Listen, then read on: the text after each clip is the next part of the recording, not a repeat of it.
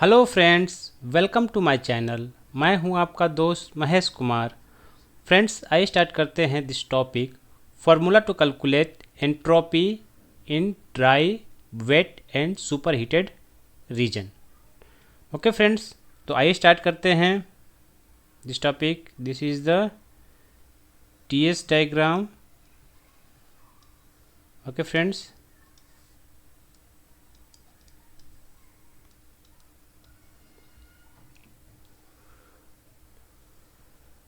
यह क्या है? सैचुरेटेड लिक्विड लाइन है, सैचुरेटेड वेपर लाइन है। This point is critical point. Okay friends, this is the process 1 to 2। ये क्या है? 1 to 2। यहाँ पर अगर पॉइंट लाई करेगा तो क्या होता है फ्रेंड्स? सैचुरेटेड वेपर लाइन पे होता है, तो यहाँ पर जो होता है वह ड्राई केस कहलाता है। ओके, 1 पे रहेगा तो क्या हो जाएगा? फुली लिक्विड में होगा, सैचुरेटेड लिक्विड जिसे हम कहते हैं। ओके, 1 to 2 के बीच में होगा। यह कौन सा रीजन होता है? लिक्विड प्लस वेपर रीजन होता है। इसे हम क्या कहते हैं फ्रेंड्स? वेट रीजन कहते हैं। एंड इस लाइन के, सैचुरेटेड वेपर लाइन के इस साइड कुछ भी रहता है तो क्या होता है फ्रेंड्स? सुपर हीटेड रीजन होता है। Okay, superheated region. Now friends, एक एक करके हम कैलकुलेट करेंगे कि अगर हमारा ड्राई केस है, पहला अगर हम लेते हैं कि ड्राई केस है, means point lies at the saturated vapour line, तो इस केस में हम एंट्रोपी को कैसे फाइंड करेंगे या एंट्रोपी के लिए क्या फार्मूला होगा? ओके, एंट्रोपी फाइंड करने के लिए क्या फार्मूला होगा या हम कैसे फाइंड करेंगे? फ्रेंड्स, जैसा कि मैंने एंथैल्पी के केस में बताया था, सिमिलर ही एंट्रोपी के लिए भी है। ओके, तो यहाँ पर इसे हम क्या डिनोट करते हैं फ्रेंड्स? एफ से करते हैं। इसे क्या करते हैं? जी से करते हैं। तो चार्ट में अगर दिया रहेगा तो हम वहाँ से क्या फाइंड कर लेंगे? एस एफ की वैल्यू हम फाइंड कर सकते हैं, एस जी की वैल्यू फाइंड कर सकते हैं। यह वैल्यू हमें चार्ट के द्वारा उपलब्ध होता है या यह दिया रहता है। ओके फ्रेंड्स, तो या तो हम यहाँ पर डायरेक्टली फाइंड कर सकते हैं, यहाँ पर S2 इक्वल टू एस जी की वैल्यू हम डायरेक्टली चार्ट से फाइंड कर सकते हैं, या हम फाइंड कर सकते हैं कि इस प्रेशर पर क्या कंडीशन दिया हुआ है कि मान लीजिए यह प्रेशर P1 है। ओके, तो यहाँ पर क्या हो जाएगा? S2 की वैल्यू हमें फाइंड करना है, तो S2 इक्वल टू क्या हो जाएगा फ्रेंड्स? SF प्लस यहाँ पे जो वैल्यू होगा एट पॉइंट 1 पर, प्लस ये दोनों का डिफरेंसेस, कितना डिफरेंसेस है? S2 माइनस S1 या SG माइनस SF। तो क्या हो जाएगा? SG minus SF। फ्रेंड्स, इस केस में भी ड्राइनेस फ्रैक्शन का यूज होगा। तो यहाँ पे समझिए कि इस केस में at this point dryness fraction की वैल्यू क्या है? 1 है। यहाँ पर ड्राइनेस फ्रैक्शन की वैल्यू 0 है। तो यहाँ पर अगर हम x को लगा भी देते हैं तो कोई बेनिफिट नहीं है, क्योंकि इसका वैल्यू तो 1 ही है। तो इस केस में क्या हो जाएगा? S G equal to entropy at point 2 equal to S G equal to S F plus S G minus S F. Okay, तो इस फार्मूले के थ्रू जो है हम एंट्रोपी की वैल्यू फाइंड कर सकते हैं। नाउ सेकेंड केस, अगर हम सेकेंड केस की बात करें फ्रेंड्स, वेट केस की बात करें या वेट रीजन की बात करें, तो इस केस में हमें फाइंड करना है एंट्रोपी के value at different point. Okay, so this is the TS diagram, saturated liquid line, saturated vapour line, and this is critical point. Friends, this region is 1 to 2। जो रीजन है वह क्या है फ्रेंड्स?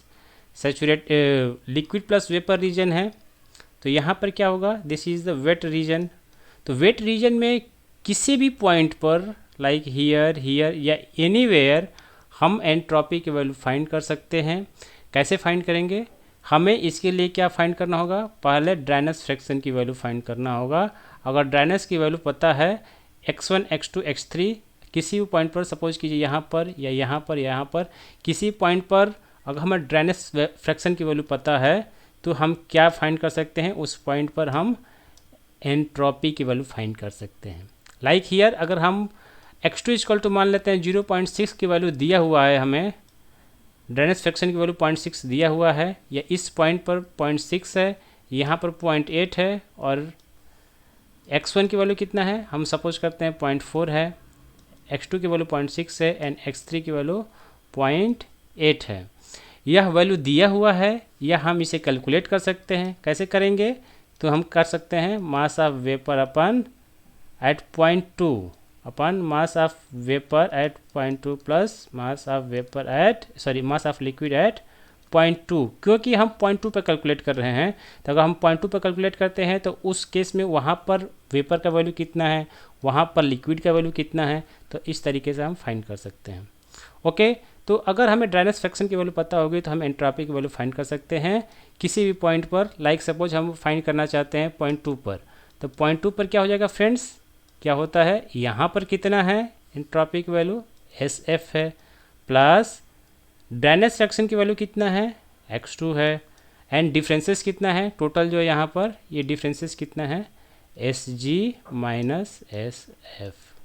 ओके, तो यहाँ से हम फाइंड कर सकते हैं। सपोज हम फाइंड करना चाहते हैं eight dryness fraction point x1 के ऊपर, यहाँ पर हम फाइंड करना चाहते हैं, तो इस केस में क्या हो जाएगा, इस केस में क्या हो जाएगा, अगर हम यहाँ फाइंड करना चाहते हैं एट x1, ये मान लीजिए कि यह क्या है x2 पे है, यह क्या है x1 पर है, यह क्या हो जाएगा सेम SF, यहाँ पे जो वैल्यू है एंट्रोपी की जो वैल्यू है ये लेंगे, प्लस ड्राइनेस फ्रैक्शन एट 1 ले लेंगे, देन SG माइनस SF ले लेंगे। ओके फ्रेंड्स, तो यहाँ से हम इसे कैलकुलेट कर सकते हैं डिफरेंट पॉइंट पर एंट्रोपी के वैल्यू।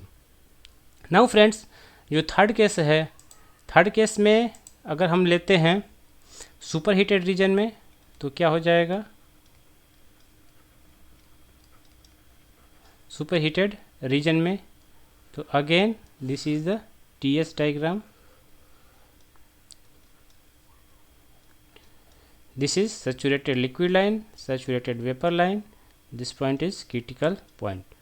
फ्रेंड्स, इस लाइन के इधर कोई भी पॉइंट होगा तो वह क्या होता है सुपर हीटेड रीजन में होता है। Okay, this is superheated region. तो सपोज कीजिए दिस इज द प्रोसेस अपना चल रहा है 0.1 to 2 एट कांस्टेंट प्रेशर, तो यह क्या हो जाएगा, this is the constant pressure line. Okay, तो यहाँ पर सैचुरेटेड लिक्विड लाइन पर कौन सा पॉइंट है 1 है, सैचुरेटेड वेपर लाइन पर कौन सा पॉइंट है 2 है। हमें यह कैलकुलेट करना है 0.3 पर, which is lies in the superheated region. यह क्या है, इस लाइन के इधर है, इट मीन्स यह सुपर हीटेड रीजन में है, और हमें यहाँ पर एंट्रोपी की वैल्यू फाइंड करना है। ओके, एंट्रोपी की वैल्यू फाइंड करना है। गेटिंग फ्रेंड्स, तो एंट्रोपी की वैल्यू फाइंड करने के लिए हम क्या कर सकते हैं, यहाँ पर जो डेल्टा S की वैल्यू है, डेल्टा S की जो वैल्यू है हमें फाइंड करना होगा। तो डेल्टा S की वैल्यू क्या होता है फ्रेंड्स, इसके लिए एक फार्मूला होता है CPln T2 by T1 minus Rln P2 by P1। Okay, यह फार्मूला होता है temperature at this point, temperature at this point, and this is pressure. Okay, तो यहाँ पर देखिए फ्रेंड्स, प्रेशर क्या है, सेम लाइन है, प्रेशर क्या एक ही प्रेशर है, प्रेशर कांस्टेंट है, तो P1 इक्वल टू P2। इस केस में यह वैल्यू की वैल्यू क्या हो जाएगी, 0 हो जाएगा। तो डेल्टा S की वैल्यू क्या हो जाएगा, CPln मीन्स क्या होता है log base E, log base E ln T2 by T1। तो इस केस में क्या हो जाएगा फ्रेंड्स, यहाँ पर जो डेल्टा S की वैल्यू क्या हो जाएगा, डेल्टा S की वैल्यू क्या हो जाएगा, delta S equal to CP, since it is in vapour region, तो क्या हो जाएगा CP वेपर ln या log base E, temperature at 0.3, यहाँ पर जो टेम्परेचर होगा, एंड यहाँ पर जो टेम्परेचर होगा क्या हो जाएगा T2। ओके, तो इस टेम्परेचर और ये टेम्परेचर होता है।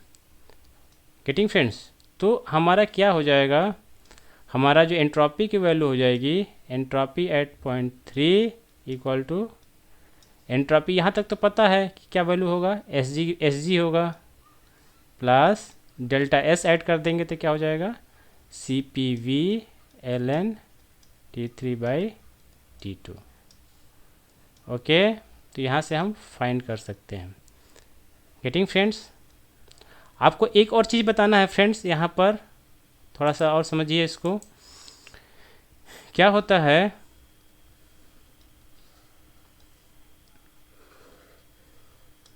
This is the TS diagram, saturated liquid line, saturated vapor line, and this is critical point। Friends, यहाँ पे जो वैल्यू है दिस 1 and 2, यह क्या बताता है फ्रेंड्स, यह जो रीजन है यह क्या बताता है, लेटेंट हीट को बताता है। Okay, the difference between 1 and 2 यह बताता है लेटेंट हीट को, क्योंकि यहाँ से फेज चेंज हो रहा है एट दिस प्रेशर, तो यहाँ पे जो भी हीट सप्लाई की जाएगी वह क्या होता है, लेटेंट हीट होता है in the liquid plus vapour region और वेट रीजन। ओके फ्रेंड्स, तो हम जानते हैं अगर चेंज इन एंट्रोपी की बात करें, S2 माइनस S1 की बात करें, एंट्रोपी डेल्टा S की बात करें, अगर हम यहाँ पर इसकी बात करें तो यह वैल्यू कितना हो जाएगा, डेल्टा S, तो यह हो जाएगा फ्रेंड्स dQ/T होता है, आपने थर्मोडायनेमिक्स में पढ़ा होगा dQ/T।